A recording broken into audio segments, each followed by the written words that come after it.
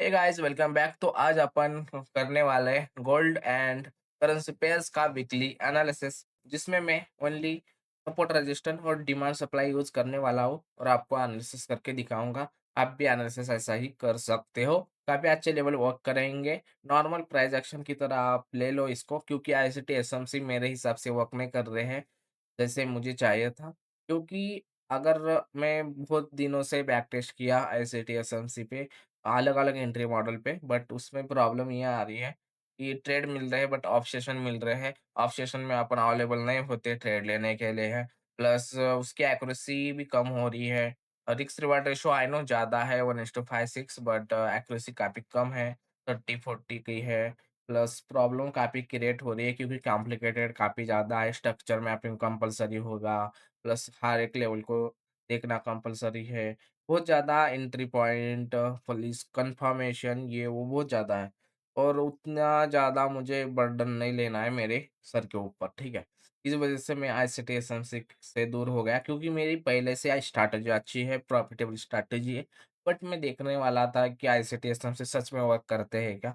Work करते हैं, but ऐसा है कि जो पेशेंसफुल ट्रेडर है, उसके लिए अच्छा होगा, या उसको नॉर्मल ट्रांज़ैक्शन से प्रॉफ़िट नहीं हो रहा है, तभी वो बंदा आईसीटी एसएमसी पे जाए, ओके। नहीं तो नॉर्मल ट्रांज़ैक्शन से ही प्रॉफ़िट होगा। अगर आप बिगिनर हो, तो प्लीज़ आईसीटी एसएमसी पे मत जाओ, क्योंकि आपको प्रॉब्लम स्ट्रैटेजी की नहीं है, ट्रांज़ैक्शन की नहीं है, आपकी साइकोलॉजी की है। क्योंकि आपको स्टार्टिंग में ट्रेड मैनेजमेंट पता नहीं होगा और रिस्क मैनेजमेंट पता नहीं होगा, कितना लॉट साइज़ लेना है पता नहीं होगा, कौन-सा टाइम ट्रेड करना है पता नहीं होगा, कौन-सा टाइम फ्रेम अच्छा है वो पता नहीं होगा। तो वो आप सीख जाओ, उसके बाद आप नॉर्मल प्राइस एक्शन पे देखो कैसे लेवल वर्क करते हैं।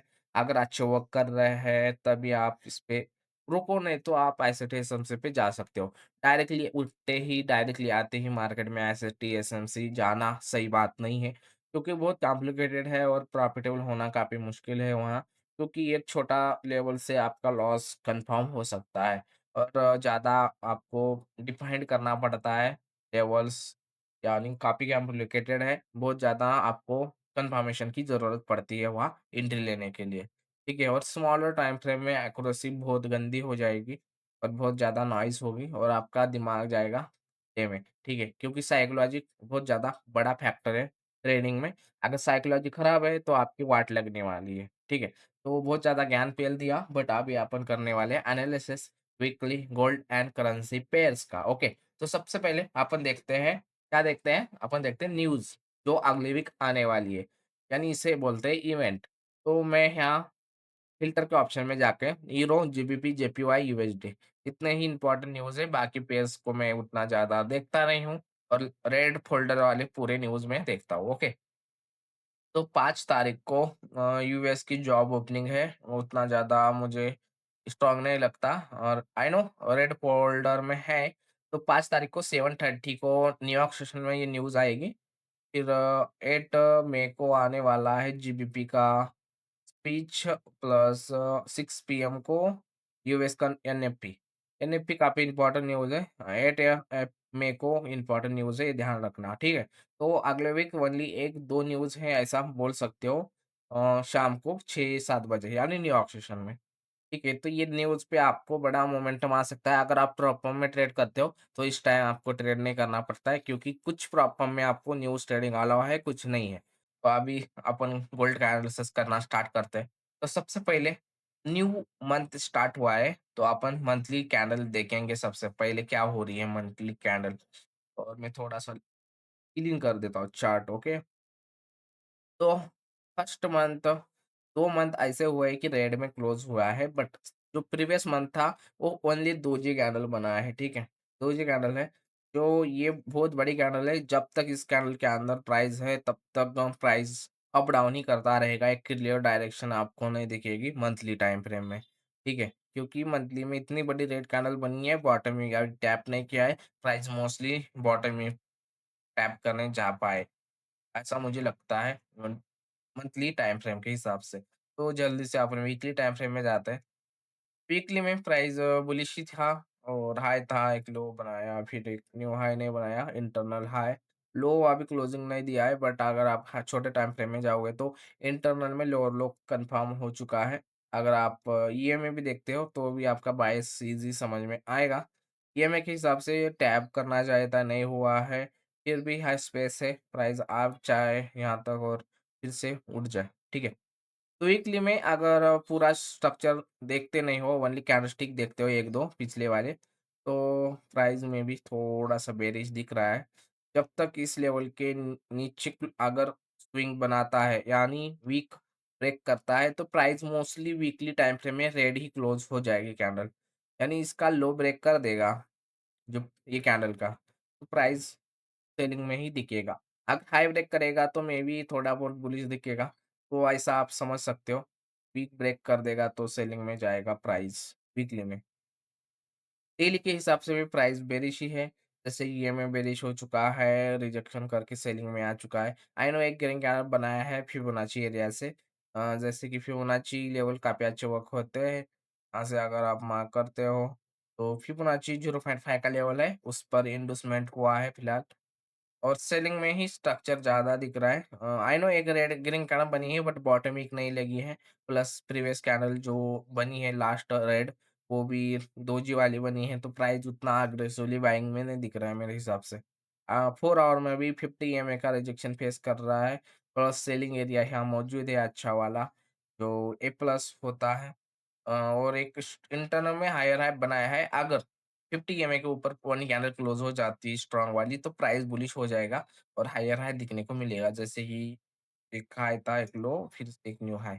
ओके, इस टाइप का प्राइस हो सकता है अगर इसके ऊपर कैंडल क्लोज हो जाए तो ईएमए के ऊपर। ओके, तो 1 आवर में जाते हैं। 1 आवर में प्राइस फिर से बुलिश हुआ है बट थोड़ा साइडवेज था, लो हाई लो, तो साइडवेज टाइप हो सकता है। सेलिंग एरियाज ये है सबसे स्ट्रॉन्ग वाला, जो होगा 4690 का। यहाँ से एक सेलिंग एक्सपेक्टेड है, सबसे स्ट्रॉन्ग वाला लेवल है। बाकी 4 आवर के हिसाब से बेरिश है। मैं हायर टाइम फ्रेम में एनालिसिस कर रहा हूँ। रीज़न है कि मुझे मंडे का एनालिसिस नहीं करना है। मंडे का एनालिसिस करना है तो 15 मिनट में जाके मैं आपको ज्ञान दे सकता हूँ। But at the end week में क्या हो सकता है वो दिखा रहा हूँ। वीक में मोस्टली बेरिश ही दिख रहा है मेरे हिसाब से, जब तक प्राइस 50 ईएमए के ऊपर क्लोजिंग ना दे पाए। ओके, तो बेरिश ही है। एट द एंड प्राइस यहाँ तक आ जाए 4500 का लेवल टैप करने फिर से। अभी बिटकॉइन का देखता हूँ, फिर करेंसी पेयर में ओनली यूरो का एनालिसिस करते हैं अपन। तो इसमें भी जाते हैं वीकली में। Wow! Bitcoin is the good level for buy weekly time frame. Only बॉटमिक लगनी चाहिए, फिर यहाँ से इज़ द अच्छा फिर से एक न्यू हाई लगाने के लिए रेडी हो गया है, ऐसा लग रहा है मुझे तो। बट बॉटमिक लग के जाना चाहिए। कितना 18,000 पॉइंट, कितना रिस्क होगा? 13,000 पॉइंट का रिस्क है अगर यहाँ ले रहे हो तो। बट टीपीपी 1:3 का रहेगा यहाँ तक, ओ 1:4 तक। 47,000 पॉइंट मिल सकते हैं अगर आप रिस्क ले रहे हुए हो तो। आई नो, काफ़ी अच्छा सेटअप दिख रहा है यार, like it. Setups is the good. तो मैं ट्राई करूँगा वीकली में बाय करने का। तो मंथ के हिसाब से प्राइस अगर एक बॉटम एक लगाती है और हाई ब्रेक करती है मंथ का, तो प्राइस मोस्टली रेड ग्रीन में ही क्लोज हो जाए मंथ के हिसाब से, मंथली टाइम फ्रेम में, ठीक है? ग्रीन में ही क्लोज हो जाए अगर हाई ब्रेक करके सस्टेन हो पाता है तो। वीकली जाते हैं। वीकली में थोड़ा-सा रिजेक्शन लेवल पे प्राइस बैठा है बट जब तक एक ग्रीन कैंडल नहीं बनती वीकली में, तब तक कुछ कह नहीं सकते कि ये प्राइस सेलिंग में जाए या उठ जाए यहाँ से। मंथली में तो बाइंग दिख रहा है बट वीकली में बेरिश दिख रहा है। प्राइस यहाँ रिजेक्शन फेस कर रहा है बट फिबोनाची ड्रॉ करोगे तो वीकली के हिसाब से तो अभी प्राइस में स्पेस है, यहाँ तक आ जाए। ये लेवल है 85,000 का लेवल है, यहाँ तक प्राइस बुलिश रह सकता है, ठीक है? डेली भी बुलिश है, डेली भी आप भी बाय कर सकते हो, अब भी, यहाँ भी। अच्छा सेटअप है। मंथली के हिसाब से बुलिश है और डेली भी बुलिश है। तो देख सकते हो हायर टाइम फ्रेम और स्मॉलर टाइम फ्रेम अलाइन हो रहे हैं। I know weekly time frame थोड़ा-सा अलाइन नहीं हो रहा है बट डेली भी अच्छा है। तो बाय करना है तो यहाँ एक सेटअप है इस टाइप का। 3000 पॉइंट का रिस्क होगा। यूएस टू ये तो मिल रहा है, बट बड़ा टीपी अगर चाहिए आपको तो टाइप का यहाँ तो 20,000 पॉइंट, इससे बढ़ा जाए तो 36,000 पॉइंट। तो this trade is good for long, ठीक है? तो मैं तो ट्राई करूँगा किसी एक टाइम फ्रेम में ट्राई लेने का। 4 आवर जाते ही बुलिश ही दिख रहा है डेली। 4 आवर भी बुलिश है, 1 आवर भी बुलिश है, 15 मिनट भी बुलिश है। तो मल्टी टाइम फ्रेम बुलिश है, तो एट द एंड मेरे हिसाब से प्राइस अगला वीक ग्रीन में ही जाए बिटकॉइन का। वीकली के हिसाब से आई नो एक रेड कैंडल बनती है तो फिर से बेरिश हो जाएगा प्राइस, बट डेली के हिसाब से पूरा बुलिश है, बेरिश होना में थोड़ा टाइम लगेगा, यानी थोड़ा-सा हम प्राइस साइडवेज़ भी रह सकता है। तो बिटकॉइन का व्यू मेरा बुलिश ही है। यूरो का देख लेते हैं एक बार मंथली टाइम फ्रेम में जाके। मंथली पूरा गंदा है यार यूरो, साइडवेज़ टाइप है मंथली। वीकली भी साइडवेज़ है जब तक इन लेवल्स के ऊपर या नीचे क्लोज़ नहीं होता है तब तक कुछ। डेली टाइम फ्रेम बेयरिश बनी है। आई नो ग्रीन कैंडल थी, लिक्विडिटी स्वीप थी, बट हाँ, हाँ, साइडवेज़ टाइप दिख रहा है। 4 आवर देखते हैं एक बार। ये तो लो, हाई लिक्विडिटी स्वीप, बुलिश में भी थोड़ा बहुत है, बट ग्रीन कैंडल बननी चाहिए। अगर नहीं बनती यहाँ, तो फिर प्राइस नीचे आएगा, फिर से उठेगा, तो ये एक साइडवेज़ टाइप है 4 आवर में। 1 आवर में बुलिश है, बट देखना पड़ेगा प्राइस कैसा रिएक्ट करता है। 15 मिनट बेरिश है, बट हेल्दी बाइंग एरिया पे है फिलहाल। देखते हैं अगला डे कैसे ओपन होता है। शॉर्ट डाउन गैप डाउन होता है तो बेरिश ही हो जाएगा प्राइस। तो यूरो थोड़ा बहुत साइडवेज है, बिटकॉइन है बुलिश, गोल्ड है बेरिश। ओके, तो आई होप आपको समझ में आ गया होगा कि एनालिसिस मेरे हिसाब से प्राइस कैसे रिएक्ट कर सकती है। गोल्ड बेरिश, बिटकॉइन बुलिश और Ethereum euro sideways. Okay, 3 pair और तीनों में अच्छा आपको मूव मिल सकती है अगर आप प्राइस के हिसाब से देखोगे तो। आई होप आपको समझ में आ गया कि अगले वीक प्राइस कैसे मूव करने वाला है। तो मिलते हैं नेक्स्ट वीडियो में। Thank you for watching.